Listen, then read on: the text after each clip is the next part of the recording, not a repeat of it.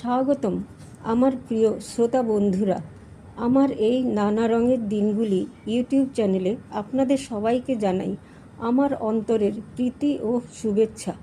আমাদের জীবনের প্রতিটি দিনই তো নানা রঙে রাঙানো। জীবনের নানা ওঠাপড়া, হাসি, কান্না, মজার ঘটনা, দৈনন্দিন জীবনে একে অপরের সাথে খুনসুটি। আজ আমি আপনাদের শোনাবো আমার নিজেরই লেখা ছোটবেলায় বাবার সাথে কাটানো একটি আবেগঘন গল্প। বাবার আরেক নাম বন্ধু। আজ শোনাবো গল্পটির প্রথম পর্ব। গল্পটি শুনে ভালো লাগলে লাইক, কমেন্ট, শেয়ার ও সাবস্ক্রাইব করে আমার পাশে থাকবেন। গল্প লেখা, গল্প পাঠ ও উপস্থাপনায় আমি মায়া সরকার। আমার গোটা পৃথিবী জুড়েই ছিলেন আমার বাবা।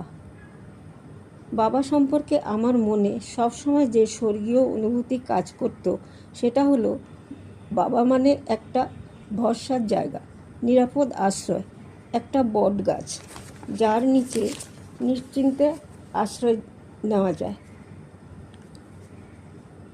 এমন কোনো কথা নেই যেটা বাবার কাছে নিঃসংকোচে বলা যায় না। বাবা মানে গর্বে মাথা উঁচু হয়ে যাওয়া। অবশ্য এই একই অনুভূতি সকলের ক্ষেত্রে এক নাও হতে পারে, কিন্তু আমার কাছে আমার বাবাই হলেন আমার বন্ধু।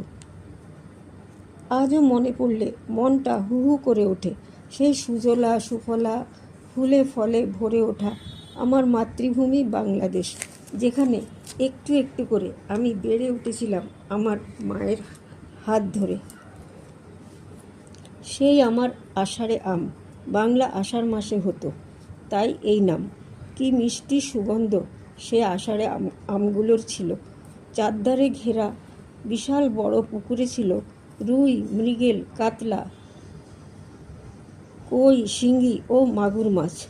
ছিপ আর বড়শি দিয়েও পুকুর পাড়ে বসে কত মাছ যে ধরেছি। পুকুরের চারধারে ছিল বিভিন্ন রকমের আম, জাম, কুল, পেয়ারা আর হর্তুকি গাছ, কত রকমের ফুলের গাছ। তাদের মধ্যে একটা ফুলের রং এখনও আমার মনে দাগ কেটে আছে। সেই ফুল গাছটির নাম হলো আর্গিলা ফুল। গোলাপি রঙের, খানিকটা বেদানার কোয়ার মতো, একটার গায়ে আরেকটা সেটে থাকে। সেই আবির রঙের আর্গিলা ফুলের মালা পরিয়ে গরুকে যখন চৈত্র সংক্রান্তির দিনে পুজো করা হতো, তার আগে গরুকে স্নান করিয়ে ফুলের মালা পরিয়ে তবেই পুজো করা হতো। খালি পেটে নিম ফুল খেয়ে পুকুরে ডুব দিতাম। ভোর 4টের সময় লণ্ঠন হাতে বাবা জোর গলায় বলতেন, আমাদের বাড়ির রোগ ব্যাধি সব দূর হয়ে যাক, অর্থাৎ আমরা সবাই মিলে নতুন বছরে নিরোগ আর হাসি খুশি থাকব। আগামীকাল সব নতুন হয়ে যাবে, কারণ আগামীকাল বাংলা নববর্ষ, পয়লা বৈশাখ, আমার জন্মদিন। এই দিনটিতেই আমি প্রথম আমার মায়ের মুখ দেখেছিলাম। সবাই নতুন জামা কাপড় পরবে, কারণ বাংলাদেশে পুজোতে কেউ নতুন জামা কাপড় পরে না। পয়লা বৈশাখী ছিল বাংলাদেশে বাঙালির প্রধান উৎসব। চৈত্র সংক্রান্তির দিন থেকে শুরু হতো কুম্ভ চড়ক মেলা, চলতো কয়েকদিন ধরে। আমি বাবার দেওয়া সুন্দর জামা পরে বাবার সাথে চড়ক মেলায় যেতাম। বাবা সুন্দর সুন্দর জিনিস আমায় কিনে দিতেন। মনে আছে, মেলা থেকে আমি একটা সুন্দর বাঁশিও কিনেছিলাম। পুকুরের চারধার ঘিরে ছিল নানা ধরনের আম গাছ। তার মধ্যে একটা গাছে বিশাল বড় সাইজের আম ধরত। সেই গাছটার আমকে আমরা বলতাম দম্বল্লা আম, কারণ আমগুলো সাইজে এতটাই বড় ছিল যে দেখলে হঠাৎ করে মনে হবে যেন এক একটা বড় সাইজের বাতাবি লেবু। আমগুলি বেড়ে এতটাই বড় হতো যে নিজেদের ভার সহ্য করতে না পেরে পাকার আগেই জলে পড়ে যেত, আর জলের উপর বিশাল শব্দ করে ভেঙে কয়েক টুকরো হয়ে যেত। এক একটা টুকরো ছিল বেশ বড়। আমি, দিদি আর দাদার সাথে সেই পুকুরের জলে ঝাঁপ দিতাম দম্বল্লা আমের জলে পড়ে ভেঙে যাওয়া সেই আমের টুকরোগুলো নিয়ে আসতে। কে আগে সাঁতার কেটে আমের টুকরো নিয়ে আসতে পারবে সেটা নিয়ে আমাদের ভাই বোনদের মধ্যে হুড়োহুড়ি পড়ে যেত। দারুণ মজা হতো। বাবা আমাকে এই পুকুরের জলেই সাঁতার শিখিয়ে দিয়েছিলেন। আমার বয়স তখন বড়জোর 4 কি 5, কিন্তু আমার আমার স্মৃতিশক্তি ছিল অত্যন্ত প্রখর।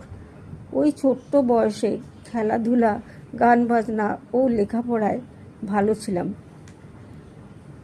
ছিলাম বলে স্কুলে যখন ফাংশন হতো তখন আমাকে টেবিলের উপর টুল রেখে তার উপর দাঁড় করিয়ে দেওয়া হতো গান গাওয়ার জন্য।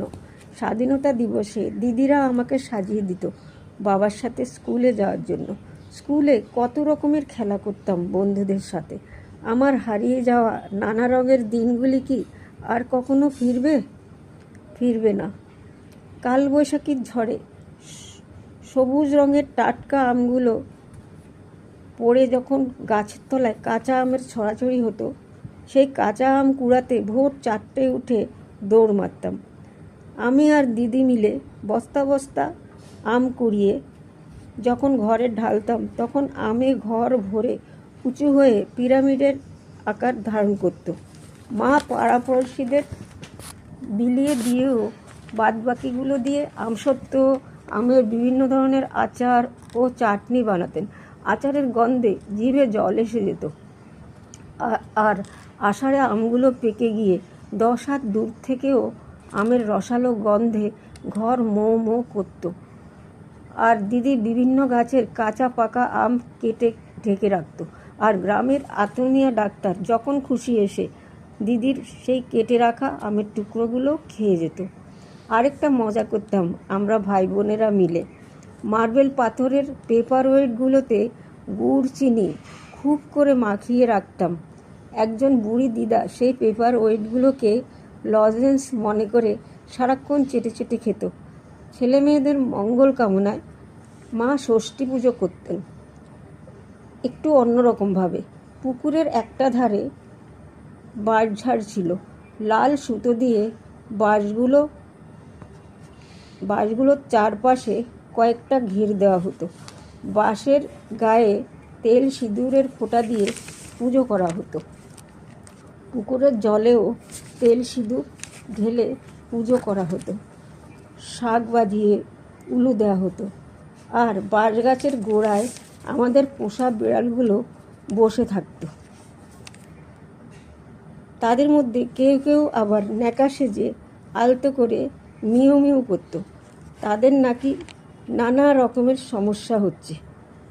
তার মধ্যে একটা হলো, কেন আজ তাদের মাছ মাংস দেওয়া হলো না? আজ কি তাহলে ওরা খালি পেটেই থাকবে? কিন্তু ওরা বেমালুম ভুলে গেছে যে 365 দিনের মধ্যে 364 দিনই কিন্তু ওরা মাছ মাংস খায়। যাই হোক, সোনামণি রেগে গেলে আঙ্গুলগুলো কামড়ে দিত। আর মা বলতেন বিড়াল হচ্ছে ষষ্ঠীর বাহন, তাই বিড়ালকে মারতে বকতে নেই। কিন্তু আমরা তো এসব না জেনেই আমাদের সোনামণির গালে কত চুমু খেয়েছি, কিন্তু বদলে কি পেয়েছি? সোনামণির কামড় ও খিমচি। সোনামণি রেগে গেলে আঙ্গুলগুলো কামড়ে দিত। আর ব্রেকফাস্ট না করে অন্য বাড়িতে গিয়ে চুপচাপ ঘাপটি মেরে বসে থাকতো, যাতে আমরা ওনার জন্য চিন্তা করি, ওনাকে যাতে আমরা সবাই মিলে খুঁজে বেড়াই। কারণ সোনামণি ভালো করেই জানে যে সোনামণি যদি না খায় তাহলে আমরা কত কষ্ট পাই। আজ এই পর্যন্ত, বাকি অংশ কাল হবে। আবার আসবো, দেখা হবে আপনাদের সাথে। ভালো লাগলে ভিডিওটিতে একটি লাইক দিন, কমেন্ট করে আপনার মতামত জানান এবং চ্যানেলটি সাবস্ক্রাইব করে আমার পাশে থাকবেন। ধন্যবাদ।